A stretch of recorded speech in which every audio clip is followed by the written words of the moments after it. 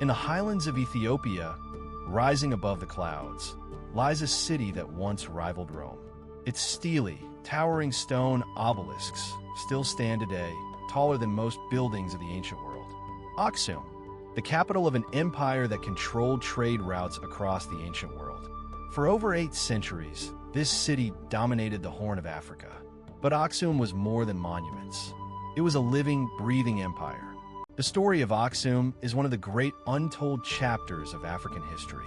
A civilization that developed its own writing system, its own calendar, and its own religion. A trading superpower that connected 3 continents, and then vanished. This is the story of the Kingdom of Aksum, the forgotten African empire. Aksum sat at the crossroads of 3 continents: Africa, Asia, and Europe. Its location gave it control over the Red Sea trade routes. Frankincense, myrrh, gold, ivory, all flowed through Aksum. The empire stretched from Sudan to Yemen, controlling both sides of the Red Sea. Aksumite coins, some of the first in sub-Saharan Africa, have been found as far as India. The empire was so powerful that Rome considered it an ally against Persia. According to the Roman historian Mani, one of the 4 great powers of the world was Aksum, alongside Rome, Persia, and China. The city of Aksum itself was magnificent.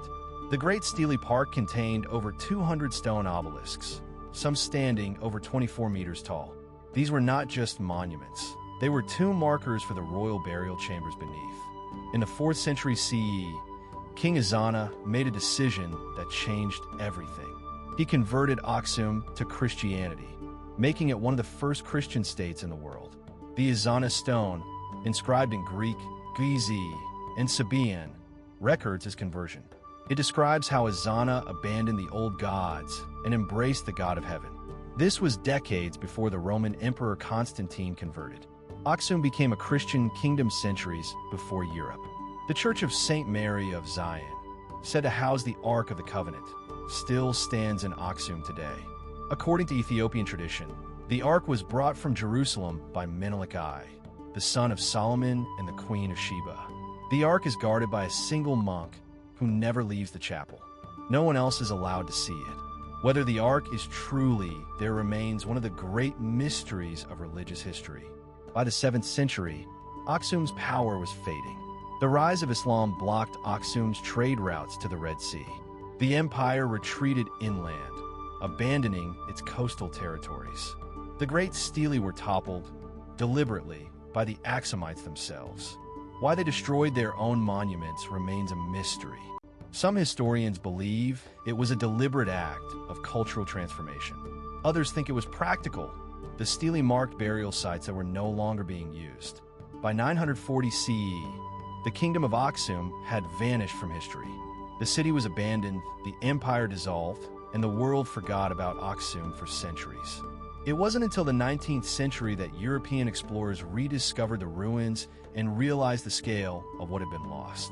But Aksum's legacy lived on in Ethiopia's church, its writing system, its calendar. The Guizi script, developed in Aksum, is still used in Ethiopia today.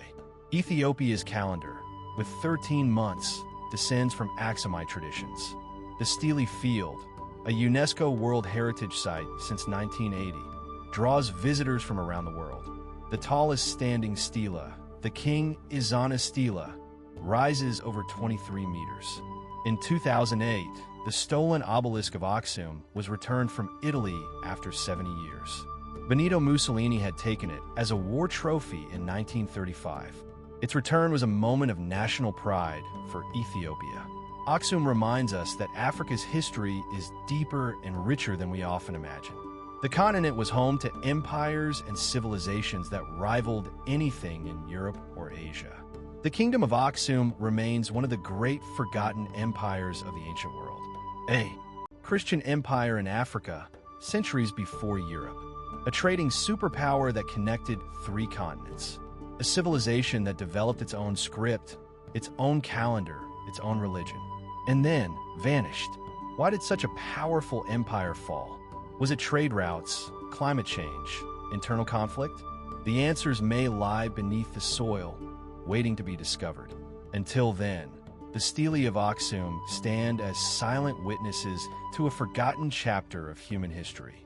They remind us that the past is always deeper than we think, and that some of the greatest stories are the ones we've forgotten.